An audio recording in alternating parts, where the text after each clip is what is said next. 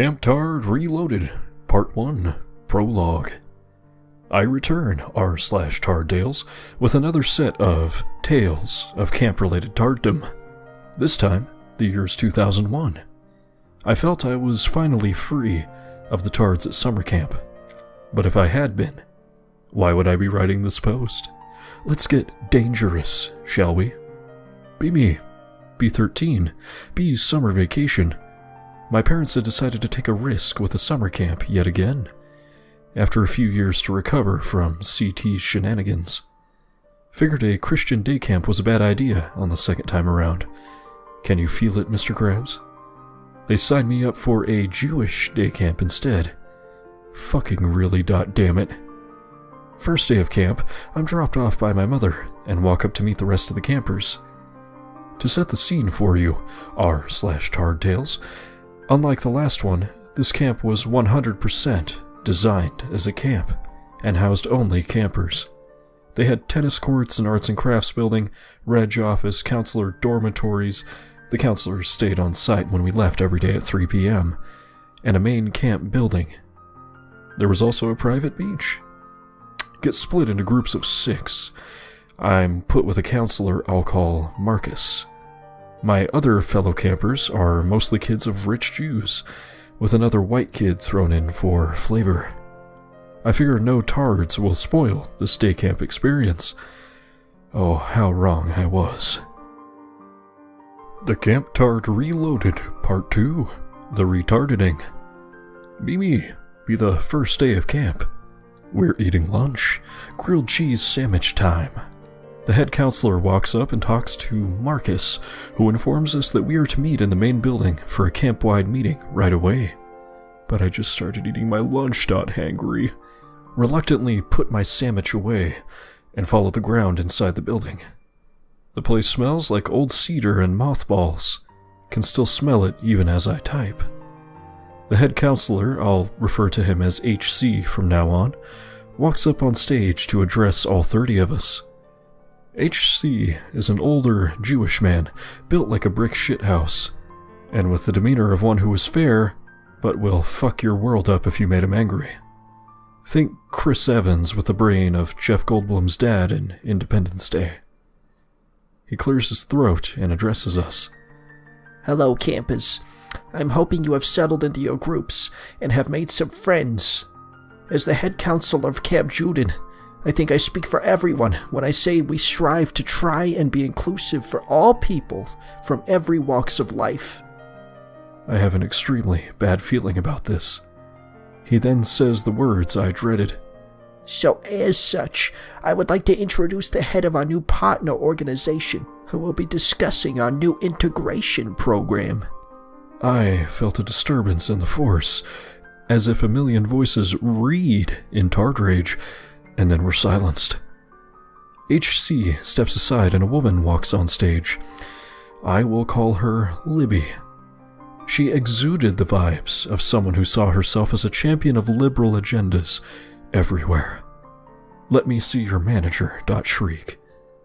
For a woman of her stature, however, Libby gave a very professional and enthusiastic speech about liberal things, loving that our camp was willing to be inclusive and to allow people of less fortunate households to become campers, despite their complications. My ears perk up at this tidbit. Complications? The fuck? Then we hear it.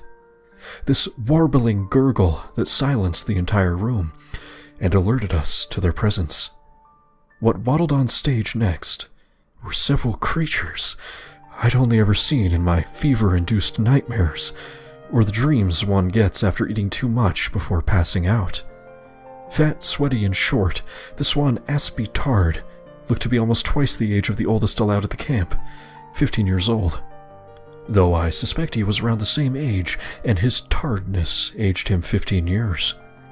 His triple chin seemed to move and vibrate when he gurgled, which would later be the reason we called him Toad. Beside him stood this hulking beast of a Downy, jacked as fuck but with a permanent derp face plastered on him. He almost dragged his knuckles on the ground as he walked, and thus was named Primal. 3 other tards just stood out of view, and appeared to be nothing more than what they seemed. They are not important until later. Libby continues and introduces us to the Tards. As HC stated, your camp will be taking in a few of our less fortunate campers to show them different experiences they may not have had at their own homes. I hope you will make them all feel welcome. Ah, shit, here we go again. The Camp Tard Reloaded, Part 3, The Satanic Guardian. Be me, be 13, be into Yu-Gi-Oh! And decide to bring my cards to camp. During the last week, I'd made friends with the only other middle-class white kid in my group, whom I'll call Ricky.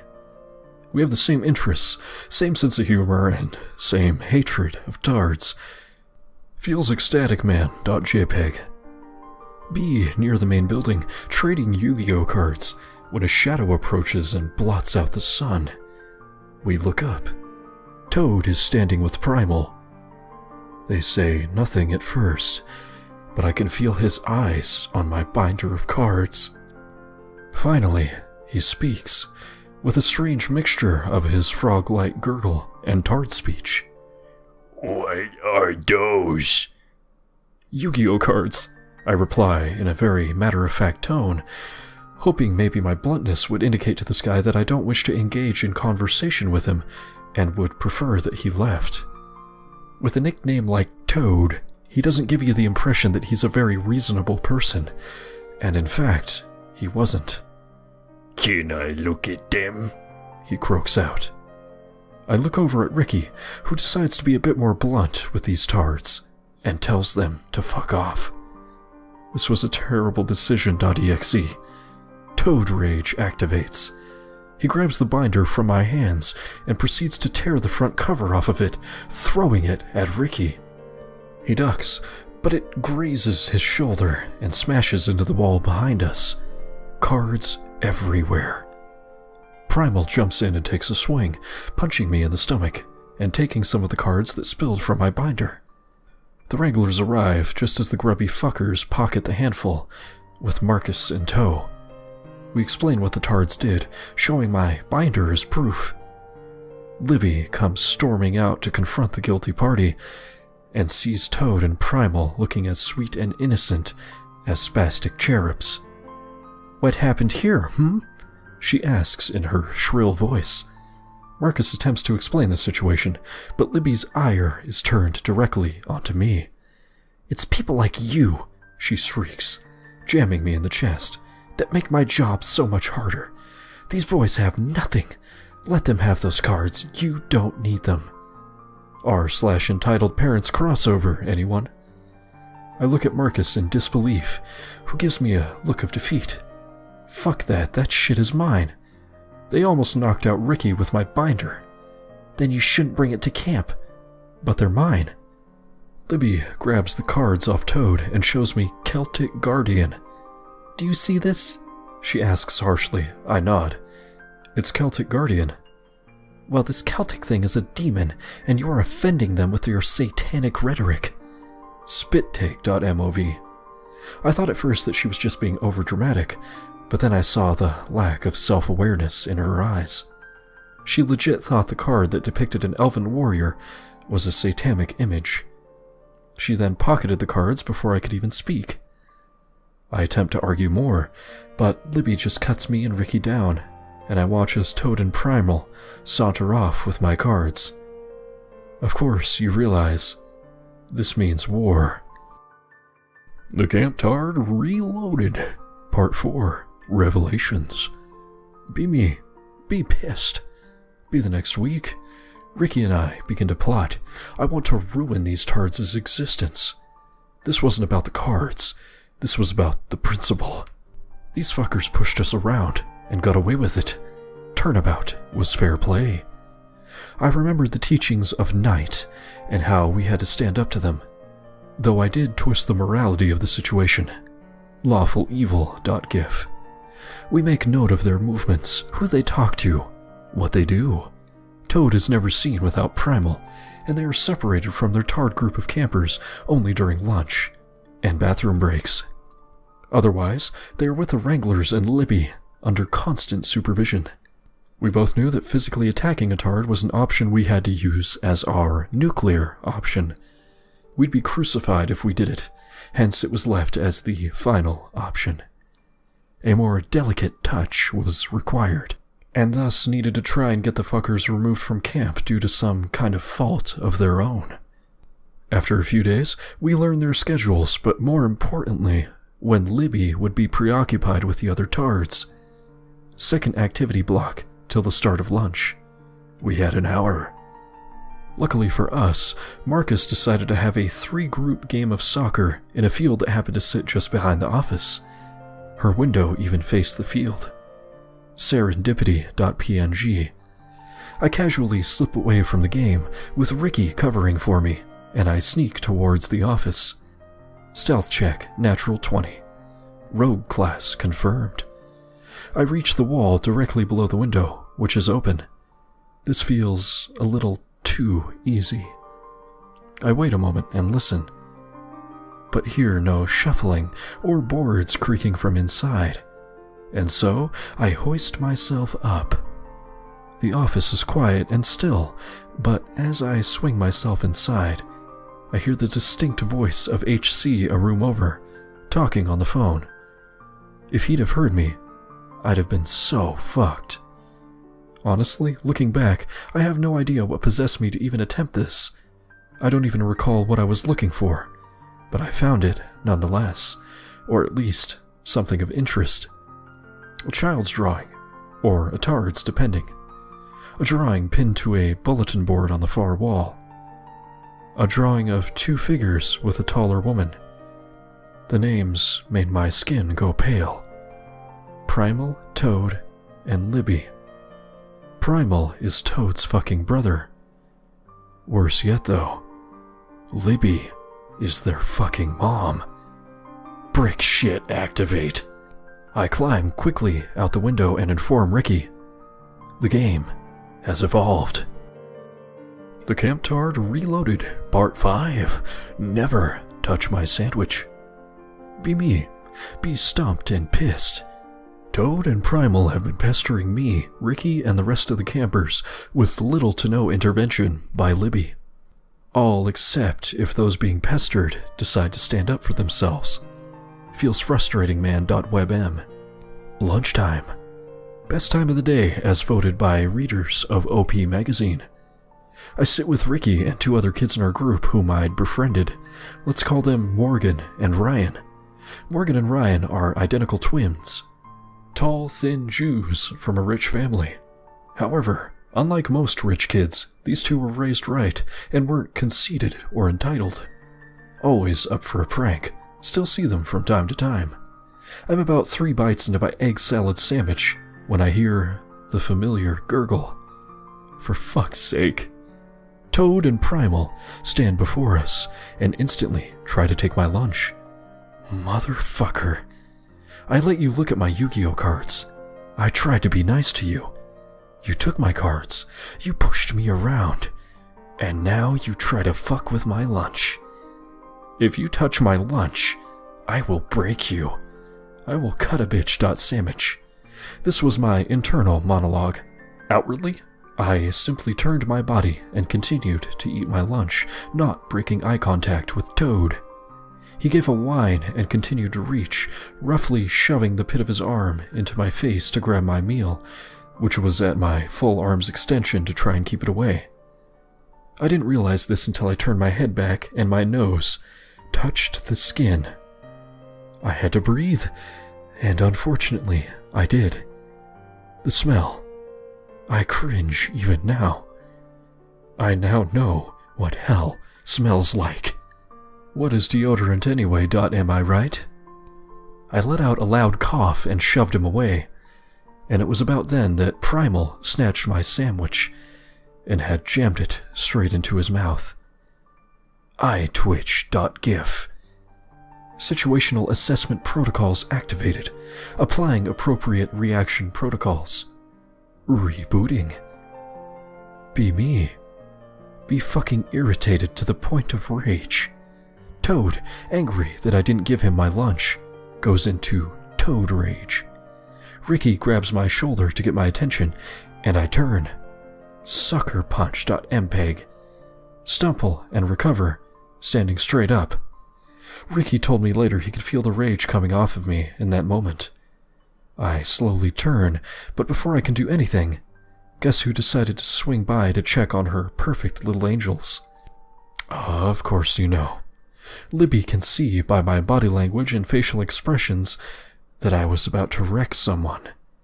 Her idea of a good response? Bitch me out, of course. A lot of this was coming secondhand from Ricky, as my world had gone completely red by then. I can't recall hearing anything besides the ringing in my ears. I felt Ricky grab my arm and pull me away, with the twins in tow. It took me a few hours to calm down, and thankfully the boys were there to keep me away from those tards. Revenge for my lunch will be sweet.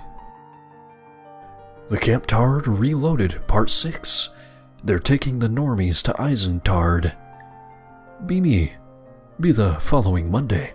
Toad and Primal have been oddly quiet today. Nope, I don't like it. Something is afoot, but me or the lads couldn't put our fingers on it. I could hear Knight's words echoing in my mind. Live and let live. If we ignore them, they will not bother us. Fuck it, it's a good day. They aren't being assholes to us. I'll just enjoy myself. Go about my day. Third activity block rolls around. I'm leaving lunch, headed to the archery field. Basically 3 hay bales set up with painted bullseyes on them. Marcus is with another counselor, and we're attempting to hit the targets. Robin Hood we are not. We then hear Marcus say, "Oh hi Libby, can we help you?" I turn. Libby is standing there with Toad and Primal, along with her other Tard group members. They want to use the bows and arrows. Even a fucking idiot would understand this is an exceptionally bad idea, and Marcus stated as much. Libby, I'm all for including people, but HC told us your group isn't allowed. Libby cuts him off and speaks over him. I've already spoken to HC. He's given me and my campers special permission to use this equipment. Now kindly show them how to use it. Yeah, no thanks. I'm good. I decided it was time to back away slowly, and got as far out of the range as I could of the Tards and their stormtrooper aim. Primal waddles up and Marcus, reluctantly, starts showing him how to use the equipment safely. He grabs the arrow in his chub hand mid-demonstration, turning to us. Fly, you fools.mov. With a loud screech, he rushes at Ricky, arrow tightly grasped in his hand. Ricky, for his part, ran like the devil himself was chasing him. I looked over to Libby and saw the shit-eating grin on Toad's face. Have you heard nothing Lord OP has said? This Tard must be destroyed. Legolas.mp4. Ricky managed to leap into the restroom building and lock the door, and Primal smashed right into the door. He hammered away at it, screaming in uncontrollable rage. He jammed the arrow into the door, shattering the carbide shaft and embedding the tip about an inch through the opposite side. The Wranglers finally managed to drag Primal away, and all that could be heard inside was a soft weeping. The door opened to reveal Ricky, curled into the fetal position, crying. Cry havoc and let slip the dogs of Tard War. The Camp Tard Reloaded Part 7. Enter Norm. Be me, be with the lads, swimming time. Oh yes, .gif. Heading to the beach when Ricky taps my shoulder to get my attention. I turn and see a large Aspie running right at us, out of breath and on the verge of passing out. Tendy senses tingling. We prepare ourselves for the oncoming onslaught, but something doesn't feel right about this. He reaches us and collapses at our feet, wheezing. You okay?" Morgan asks him. The kid grabs his chest and slowly manages to catch his breath again, and we help him to his feet. He thanks us, and that's when I got a good look at him. He was the Tard that had been furthest back on stage when Libby had first incorporated these fuckers into the camp. But other than that one time, I hadn't seen him since. He was your standard model Aspie, no frills and nothing of note about him other than his bottle and glasses and slightly obese frame. But most importantly, he gave off this aura of being 100% average. I shall call him Norm for this story. Norm tells us he ran from the camp to catch us, which impressed us. The walk to the beach was easily 10 minutes if you took your time and were in decent shape. The fact that he ran the entire way, while both being obese and without stopping, gave us pause. Why was he running? He'd heard through the grapevine that we were considering taking down the Tarred Menace. He then confided in us that both Toad and Primal had bullied him. He said Libby was also extremely mean to him, but he didn't know why. He then started to cry. He pleaded for us to let him join our group. Right in the fucking feels. I could feel the righteous fury of night burning in the back of my mind. These tards had gone too far. They picked on us and gotten their mother to bitch us out. That was fine. We were teenagers. We could handle it. But then, these tards decided to pick on another tard. One who kept to himself and didn't hurt anyone. He posed no threat to them at all. A line had been crossed. These spud motherfuckers were going down. Paladin Oath of Vengeance activate. Rogue Paladin multi-class confirmed. Lawful good.jpg. We smile and bring him with us to the beach. He calmed down after a while. Marcus, being a chill counselor, allowed him to participate with us in activities after hearing his story. Norm has joined your party. The Camp Tard Reloaded, Part 8, Knee-Deep in the Sped. Be me, be Friday. The boys and I, Norm included, had managed to come up with the basic framework of a plan to get rid of Libby and the Tards. To defeat them, I'd have to give up my lunch to get intel to fill in the gaps in our plan. The shit I do for you normies, I swear.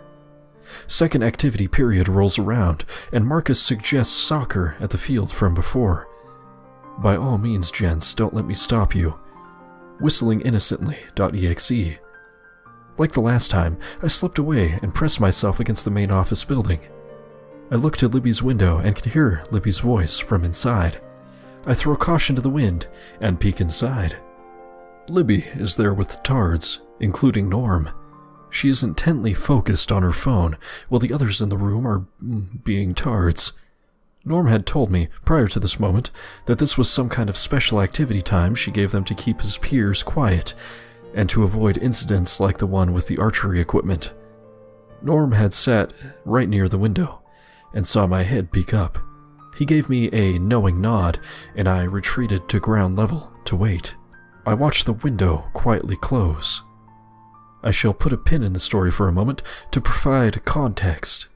I'd told Norm I needed to get into Libby's office before the lunch period, and he'd mentioned this specific activity would be occurring around then. When asked what he would do to distract her, Norm simply requested that I trust him. Not like I had any other option, but I told him I did. I sit in the cover of the woods, waiting anxiously. The room had gone silent. After a minute or two, I hear Libby. "Everyone out now!" A loud scramble of footsteps follow, and a few moments later I hear Libby loudly complaining about something. I crawl back to the window and listen closely. One set of steps quickly approach the window. I panicked and jumped back deeper into the woods. My legs caught a tree limb, and onto my ass I went. The window opened and I thought this was it. Whoever it was would see me and the jig would be up. I see HC's head pop out to gasp for air, and then retreat, leaving the window open. A moment passed, and then another. I can still hear Libby outside berating someone, but couldn't catch the words. I could only tell it was her from the shrieking tones. I clamber into the office and immediately realize what Norm had done to clear the room, and held my nose. The crazy motherfucker had purposely shit himself. If I'd had any doubt to this Aspie's loyalty to us, this erased it. I rifle through Libby's desk, knowing vaguely what I was looking for. I had recalled that upon sign-up, my mother and I had filled out a set of forms that had provided information about me to the camp. Eye color, weight, psychological issues, and such. But the most important aspect for my revenge was one single category: allergies. I finally managed to find the TARD's form amidst a mess of papers. I search through them and find Primal's form. Allergies? Mayonnaise. I then look for Toad and find he doesn't have any allergies noted. I get disheartened until I see a single sentence written onto the "Other Notes We Should Know About" section. Toad is very adversely affected by seeing vomit. If he sees it, he will vomit. It was in Libby's handwriting. I had enough to go forward with my plan. It would be lame by comparison to other plans that other OPs have pulled off, but it would still work. I then noted something that was missing from both sheets. Libby had not registered Toad and Primal as her children, but as the children of two separate families, despite proof to the contrary. Libby had falsified registration documentation for her retarded crotch goblins, and was keeping these forms in her own office. OP's got a wonderful, awful idea. Grinchsmile.gif. I vacate the office after getting a little more information and relay it to the lads. And the game is on. The Camp Tard Reloaded, Part 9, Operation Tardinaise. Be me. Be Monday. Be the day I end this. Mom usually made my lunch, and I had decided on an egg salad sandwich for today's. Like Primal, I'm allergic to mayonnaise, so my maternal unit usually assembled a sandwich without the white demon condiment in the mixture. Today, I made my own lunch, and put as much mayo as I could into the egg mixture to ensure maximum allergic effect. I head to the camp as usual, and the lads and I put the plan into action. It was a simple two-phase operation. Phase 1, inform HC about the goings-on and judge his reaction to see if we proceed. And Phase 2, use Primal's allergy to mayo against him, his brother, and Libby. Phase 1 would be simple enough to complete. The camp had sent home a copy of all the rules and rights a camper and/or their parents had in regards to conduct, as HC always liked to cover his own ass, but was a very fair individual. 2 clauses are the key to the aspect of the plan. Paraphrased, of course. Clause 1. A parent and/or camper must bring any instances of bullying to the attention of their counselor. They are expected to handle these situations, but can escalate the issue to the HC if necessary. And Clause 2. Failure to provide accurate information on registration forms is punishable with removal from the camp without the refund of their deposit. Prepare to attack the enemy's control points. Sandwich.tf2. Knowing Norm was with Libby until lunch, we had an assurance that she wouldn't interfere with Phase 1. Me and the boys meet up with Marcus and head to the archery field for the first activity block. I pull him aside and ask him point blank about Toad and Primal, and whether he feels they are doing things deliberately, or just don't know better. He responds that he feels they know exactly what they are doing. I then ask if he would like me to see HC about this instead of him dealing with the situation. He agrees to my proposal and sends me and Ricky to inform HC about the incidents. We enter the main office building, knocking on HC's door. We are allowed inside and are seated. HC lets us speak, and we lay out everything Libby, Toad, and Primal had done since they had first arrived. One thing I will say about HC is that he was willing to hear both sides of the story, and gave every situation with his campers his undivided attention. Once we finished, there was silence. HC leaned back in his chair, tapping his hand on an armrest as he processed everything. He sat forward and gave us a stern look. Libby never informed me of any of this. She just told me there had been an issue, but she'd handled it. My heart sank. Not like this. Please, not like this. Game over. Yeah. But to my surprise, HC leaned back again and smiled. He assured us that he would look into things and stated Marcus had mentioned similar incidents prior to us coming to see him. We were then sent on our way. Phase 1 complete. The Camp Tard Reloaded, Part 10. Coup de grace. Be me, be with the lads. Lunchtime cometh. It is time. I take out my sandwich, keeping it in plain view. Ryan taps me on the shoulder and gives a small head bob to get my attention. I casually look up and see Toad and Primal, tardy as ever, approaching our group. I take a bite out of my sandwich, and despite everything inside me yelling not to, I swallow. Have to make it seem real. The shit I do for you normies.webm. Toad once again reaches for my sandwich, and once again I prevent him from getting to it, trying to avoid biting the sandwich any further. Take a shot every time I say sandwich or sandwich. Alcohol poisoning.tiff. As before, Toad goes for the pit maneuver, and like a good little anon, I bumble into it. I can't help but cackle internally as I feel Primal snag my sandwich. Ladies and gentlemen, we got him. I give Toad a hard shove, making him topple backwards onto his ass. He starts to cry. Was that necessary to the plan to shove him that hard? No. Did I do it on purpose? Fucking A right I did. TrueNeutral.mpeg. Primal stuffs the laced sandwich into his drooling maw and swallows without so much as a cursory examination. I can feel it, Mr. Krabs.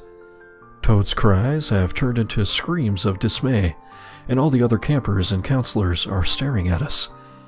I feel a gurgle in my stomach.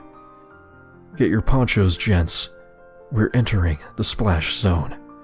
And then I hear it. The melodious voice of an angel being repeatedly run over by a semi-truck. What is going on here? Libby sees Toad writhing in tard on the ground and me swaying a little and holding my guts, and she approaches at a brisk run. HC is right behind her. Ricky and the twins run up and stop HC from getting any closer, while Libby gets right into my face. Did you push him? I knew you were trouble. I'm going to make sure your ass is out of this camp by the end of today. You're done. Libby is screaming at me, but I can feel my guts alerting me to an impending response to the mayo. I try to warn Libby, but she cuts me off. How dare you interrupt an adult? Didn't your mother ever teach you manners? My boys had to be taught to respect my wishes, and now they are... Her sentence is cut short by a scream, as my body rejected the mayonnaise in the most dramatic fashion possible. Projectile vomit. I weakly wiped my mouth as Libby stumbled back in shock. It was about this time Toad saw the vomit and held his mouth, spewing chunks toward Libby as well. She was blindsided and fell backward onto the ground, now dripping with spew. Primal waddled up to her and she looked at him. Where's your liberal god now, .keck? Primal let forth a fountain from his own allergic response and hit Libby. HC approached after Primal turns and continues to puke off to the side. He crouches in front of me. You okay, son? He asks. I nod. Okay, Marcus, get this guy a Gatorade or something. He then asks the magic question. Were you feeling sick at all? I explain I was allergic to mayo and must have accidentally put it on my egg salad sandwich. He then asks why Primal was throwing up as well. I weakly shrug and say that I had no idea. He'd taken my lunch, consumed it, and must have been allergic or something. Libby finally manages to stand and shrieks at me before HC can respond. You little cocksucker. You knew he was allergic to mayonnaise. You were in my office. I knew someone had been in there. You were in so much goddamn trouble, you horrible fucking child. I'm going to teach you a lesson for hurting my son. The entire camp fell silent. HC slowly turned towards Libby for a brief moment. Son, was all he said. Libby covered her mouth in shock. I just grinned. Phase 2 complete. HC glared at her and told her to wait in his office. Toad and Primal were dragged off by some unlucky wranglers to be kept in quarantine. I'm escorted to the bathrooms, where I proceed to have a bad time for at least an hour. But it was so worth it. The Camp Tard Reloaded, Part 11. Sweet, sweet victory. Be me. Be queasy. Be in HC's office with a bucket on my lap. My mother had been called and was on her way to get me. Praise Akatosh. Libby had managed to clean the spew off of her and sat, sulking like a child, as HC ripped her a new one. He had found the registration paper for the two and confirmed what I had discovered. Libby had falsified important information on the forums regarding her relationship to Toad and Primal. That alone wasn't bad enough. She would have been fired for all of this on her own, but it got so much worse. HC demanded to know what she was hiding from him. It stood to reason if she was lying about this, she had to be keeping other things from him as well. Libby fidgeted in her chair, but kept quiet. HC leaned across his desk and glared right into her eyes. I'm giving you two options, Libby. Either A, you tell me truthfully what you've been hiding from me and the counselors, or B, I search your office and find out the hard way. The blood drained from her face, and Libby finally spilled the beans. She had conned the parents of Norm and the other Tards into thinking that there was an integration program. There wasn't one. She'd charged them an exorbitant fee and pocketed the money. Motherfucker, what? Query? Suddenly, it all made sense. The indoor class, the separate group, Norm's bullying by Libby. He must have known she was a sham, and she made his life hell for it. On a bonus note, turns out HC had no idea about the archery incident with Primal until now. Go figure. HC slowly takes a deep breath and gives her the disappointed Jewish parents glare, and then turns to me. OP, I'm very sorry for all that happened to you. You and your friends have my sincerest apologies and assurance. He then looks back to Libby. That this will not happen again. It was around this time that my mother showed up and I was taken home. I have no idea what was said after I left, but when I returned to camp a day or two later, all the Tards were gone, as well as Libby. Sadly, this included Norm, but his sacrifice was not in vain. Finally, we were free. Finally, the Tards were gone. Feels good, man. .png. The end.